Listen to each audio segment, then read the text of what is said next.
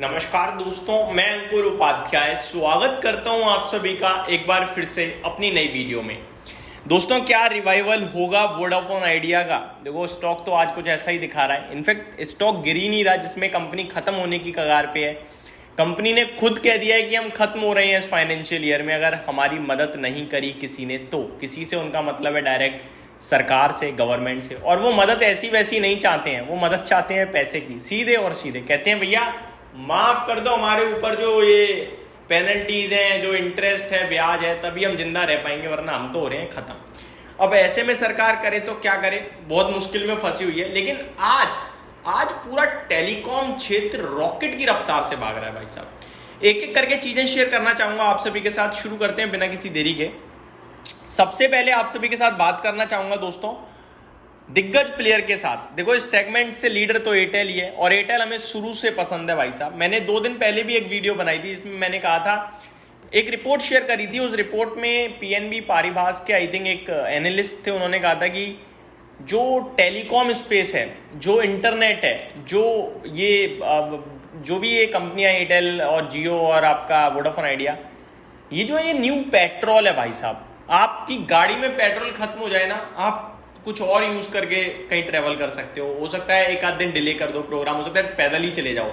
हाँ, अब लंबी दूरी तय करनी है तो पेट्रोल डला के आप अपना व्हीकल यूज करोगे। फॉर एन एग्जांपल, आपको कहीं आसपास ही जाना है तो पॉसिबिलिटीज है आप ना यूज करो अपनी बाइक वगैरह या कार वगैरह।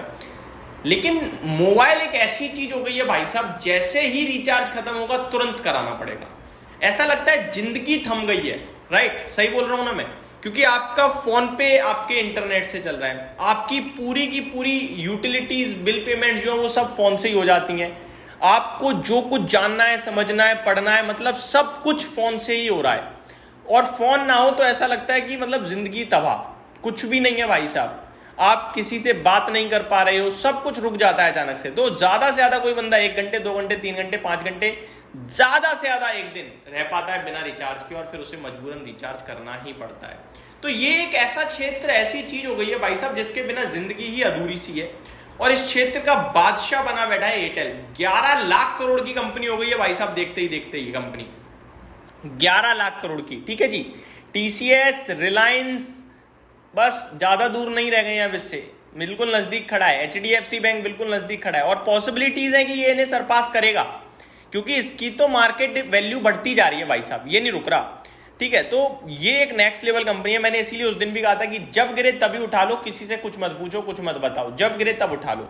वैल्यूएशन भी रीजनेबल है और कोई आसपास है नहीं। आप किसे खरीदोगे बताओ? जियो को खरीदोगे? जियो आप खरीद ही नहीं सकते, क्योंकि वो रिलायंस के साथ जुड़ा हुआ है। आपको पूरा रिलायंस बिजनेस खरीदना पड़ेगा। जब जियो अलग से लिस्ट होगा तो आपके पास मौका होगा कि एयरटेल लेना है या जियो लेना है। तो ये एक सबसे बड़ा बेनिफिट है इस समय भारतीय एयरटेल के साथ। दूसरा स्टॉक दोस्तों जो आज रॉकेट की रफ्तार से भाग रहा है, वो इन्हीं की सब्सिडरी कंपनी है। वो है आपके लिए भारतीय हेक्साकॉम। क्या रॉकेट की रफ्तार से भागा है भाई ये शेयर भी। इसने आज अपना 52 वीक हाई हिट कर दिया भाई साहब, 1827 रुपए का, 4-5% ऊपर ट्रेड कर रहा है। 1 लाख करोड़ के मार्केट कैप पे तो भारतीय हेक्साकॉम पहुंचने वाला है। 90,000 करोड़ का मार्केट कैप हो चुका है। बहुत ही शानदार परफॉर्मेंस रही है इसकी। बीते 1 साल की बात करूं तो 82-83% के रिटर्न्स डिलीवर करे हैं, हाईस पे ट्रेड कर रहा है। तो आज ये भी कमाल करता हुआ दिख रहा है। पूरा स्पेस ही बेहतरीन कर रहा है। तीसरा स्टॉक जो इसी स्पेस से आता है वो है आपका वोडाफोन आइडिया। वोडाफोन आइडिया की बात करें तो आज ये भी 3% ऊपर है, लेकिन इसकी तेजी के पीछे का रीजन कुछ और है भाई साहब। ये जो ऊपर है ना, कंपनी ने कल एक अनाउंसमेंट करी। वो अनाउंसमेंट ये थी कि फंड रेजिंग को लेकर बात करने वाले हैं। किसी भी तरीके से पैसा चाहिए बस, उसके ऊपर अब लेट्स सी किस तरीके से आएगा, किस तरीके से नहीं आएगा। शेयर लगभग जब ये खबर आई थी कि कंपनी में पैसा नहीं बचा तो 7 रुपए के करीब ही था, गिरते गिरते 6 रुपए 50 पैसे तक आया और वापस से ऊपर जा रहा है। यानी कि कंपनी को उम्मीदें अभी भी बरकरार है कि शायद कोई आएगा मदद करने, और इसी होप में स्टॉक अभी ज्यादा नहीं टूट रहा है। बट मैं अभी भी अपने व्यूअर से ये कहूंगा कि इनका बड़ा मुश्किल है भाई साहब बढ़ना। डिले कर सकते हैं अपनी बर्बादी को, लेकिन बढ़ पाना बड़ा मुश्किल है, क्योंकि 2-2.5 साल से तो मैं देख रहा हूं कितनी बार फंड रेज हो गया, कितनी बार सरकार ने पैसे के बदले शेयर्स ले लिए, कितनी बार सुप्रीम कोर्ट का दरवाजा खटखटा लिया, क्या क्या नहीं हो गया, लेकिन इस कंपनी की हालात सुधर नहीं रहे हैं, क्योंकि कंपटीशन बहुत टफ है भाई। एयरटेल और जियो के सामने आप कैसे टिकोगे, ये भी सवाल है, ये बहुत बड़ा सवाल है। तो मेरे हिसाब से अभी भी इस कंपनी में बहुत ज़्यादा दिक्कतें दिखती हैं मुझे। ऊपर से BSNL, वो सरकारी कंपनी, वो बढ़िया करने लगी है, प्रॉफिट क्लॉक कर रही है भाई साहब 2 क्वार्टर से। तो 282 करोड़ का तो इस क्वार्टर भी प्रॉफिट पोस्ट करा है उसने। तो पॉसिबिलिटीज़ हैं गवर्नमेंट कुछ ऐसा ही स्कोप लाई कि ये और BSNL कुछ एक हो जाएं, क्योंकि दोनों सरकारी कंपनी एक तरीके से देखा जाए तो इसमें भी 49% तो गवर्नमेंट ही ओन करती है। बट आज ये स्टॉक तेजी में, क्योंकि 30 मई को बोर्ड मीटिंग होने जा रही है फंड रेजिंग वगैरह को लेकर भी, और रिजल्ट्स भी आई थिंक उसी दिन आने हैं इसके। एक और स्टॉक है दोस्तों इसी स्पेस से जो बढ़िया कर रहा है, वो है इंडस टावर। इसको भी नहीं भूल सकते, भी बढ़िया कंपनी है, टावर लगा रही है भाई साहब।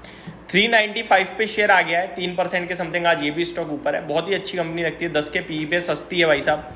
1 लाख करोड़ का मार्केट कैप इसका भी हो रहा है। मुझे लग रहा है इसमें पोटेंशियल और है भाई, ये जा सकता है 450, 420-25 तक। यहाँ भी आप ध्यान दे सकते हैं, क्वालिटी कंपनी है, बेहतरीन। तो एक ये स्टॉक है जो बहुत अच्छा कर रहा है और आगे और अच्छा कर सकता है। तो ये स्पेस तो ऐसा है जहाँ पे आपको डेफिनेटली नज़र बना के रखनी है और निवेश के लिए ध्यान देना ही देना है लॉन्ग टर्म पर्पज से। यही समाप्त करता हूँ इस वीडियो को। उम्मीद करता हूँ डिटेल्स पसंद आई होंगी। Thank you so much for watching this video. Have a great day guys.